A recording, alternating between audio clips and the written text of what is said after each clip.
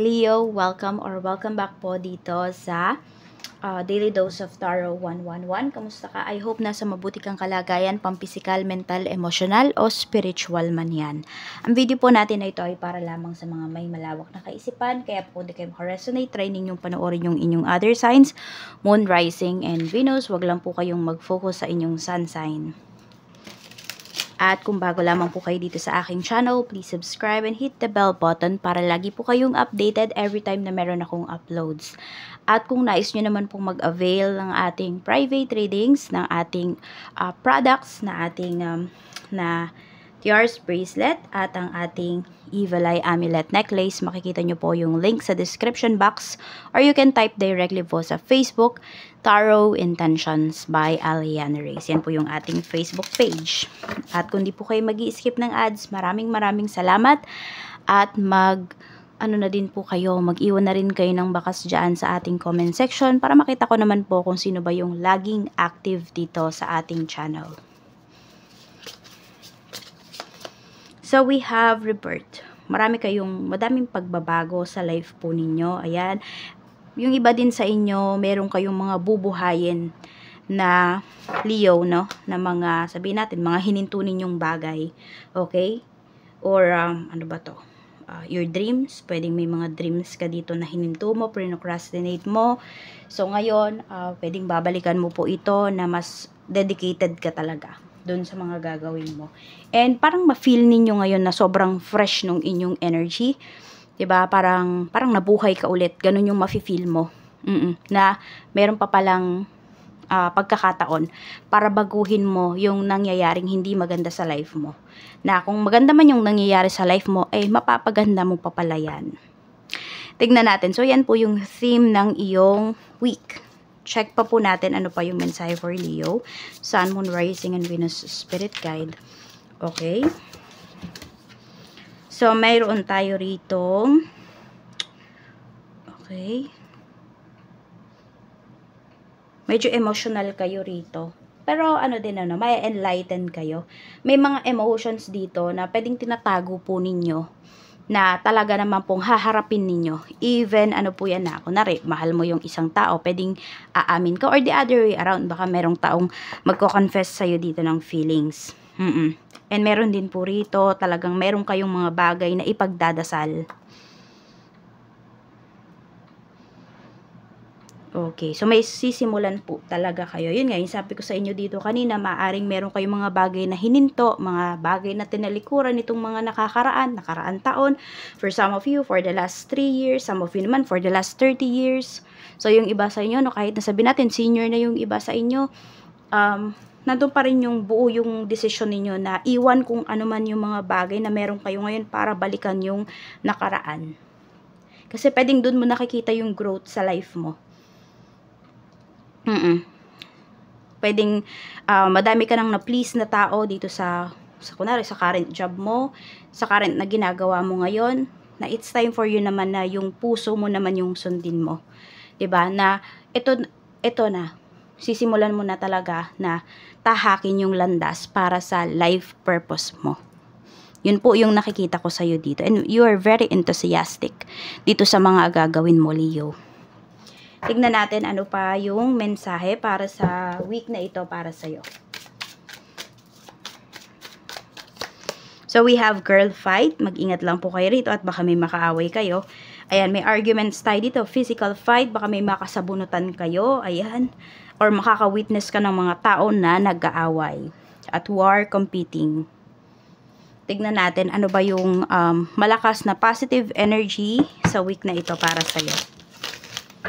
Baka ito, sabi natin, maiisip nyo, napakaigsi ng 1 week. Pero, 'di ba, isang araw nga lang pwedeng napakadaming mangyari sa life po ninyo. Ito pa kayang isang linggo na ito. So, wag niyo pong babaliwalain, no? Wag niyong hayaan na hindi kayo maging productive nitong week na ito. Positive energy, malakas na positive energy. We have King of Swords. Ayan, matalas po yung inyong isipan, yung inyong kaisipan ngayong weekend. Nakikita ko rito marami kayong bagay talaga na pag-aaralan. So, yun nga, yung iba sa inyo, may babalikan po talaga kayo rito na skill din po ninyo. I-enhance nyo po ito. Mas magiging competitive kayo this time. So, masasabi mo na kaya mo pa pala. Yung ganun. Negative energy naman. We have the world. So, kung meron kayong mga transactions dito daw, abroad or malalayong lugar, medyo mag-ingat po kayo, no? We have 8 of Swords. Huwag kayong magbulag-bulagan. Yun yung sinasabi rito. And negative energy din, pwede naman po na may mga offer sa inyo sa ibang bansa, may offer sa inyo sa malalayong lugar, pero kayo mismo yung tumatanggi. So, negative energy siya kasi pinipigilan nyo yung growth ninyo. Yun, merong ganong energy. So, yung energy na to is more on manggagaling po sa inyo, yung negative energy. Kasi nandun na naman na magpapadala na naman kayo sa takot po ninyo. Check naman natin energy in terms of money, trabaho, and business. So, nakikita ko dito may mga travel para sa inyo eh. We have partnership. Sabi rito, you're creating a strong and successful partnership. Consider finding a partner who can fill in the experience you're lacking.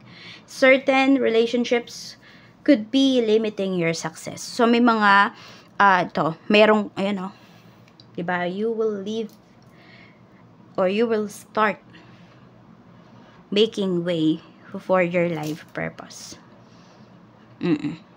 New ideas and inspiration will guide you to your divine calling. What is meant for you will stay as long as you keep pushing forward. When you ask for what you need, things will align to make your vision real. So, diba? Ano ba yung gusto ninyo? So, makikita nyo po talaga yung mga way, yung tamang way na tatahakin po ninyo. So, meron din mga tao dito na makakatulong sa'yo.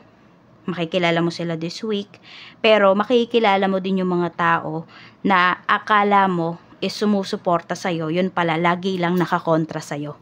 So, pwedeng yan ay isang babae na akala mo, di ba, akala mo inspiring yung mga ginagawa niya, sobrang humahanga ka sa tao na to, yung mga sinasabi din niya sa'yo, akala mo totoo, yun pala, nagpapanggap lang to. Yun pala, isa to sa mga blockages. Siya yung isa sa mga blockages dito sa success mo.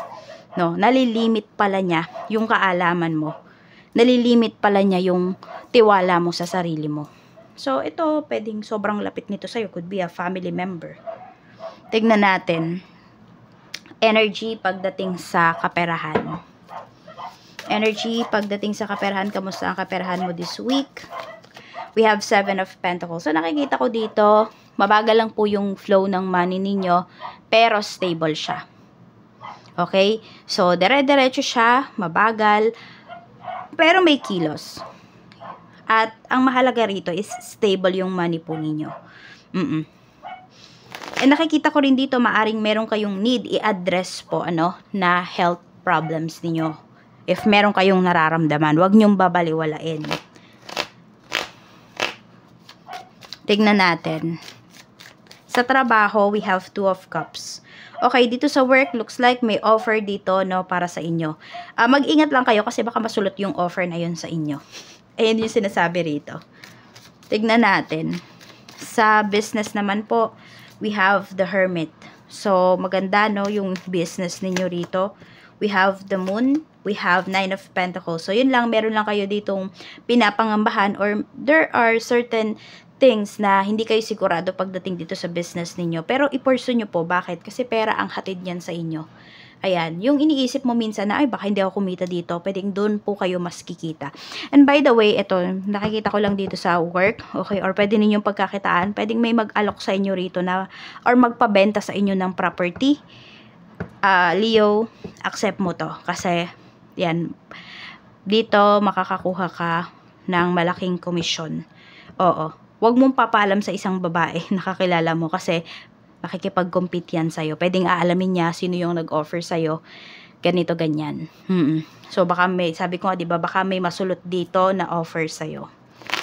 check po natin ano ba yung mga blessings na paparating for you. Blessings po na paparating for Leo.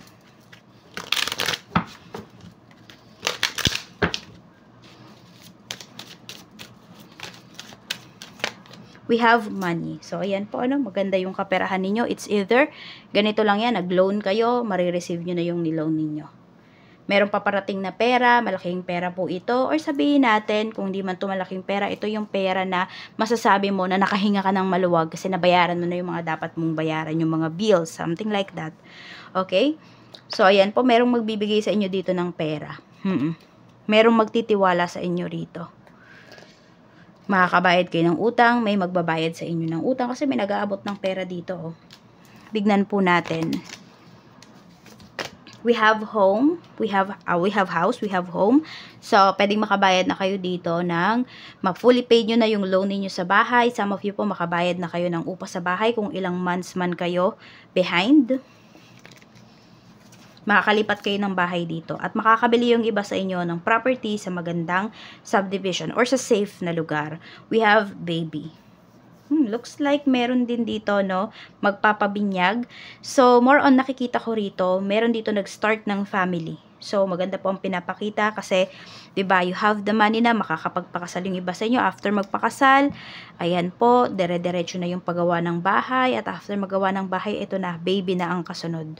So, yun po, talagang nakaplano yung buhay po ninyo, nakaplano yung mga ninyo dito, yung mga magagandang mangyayari sa life ninyo. So, mabubuhayan po talaga kayo, mai-inspire talaga yung iba sa inyo.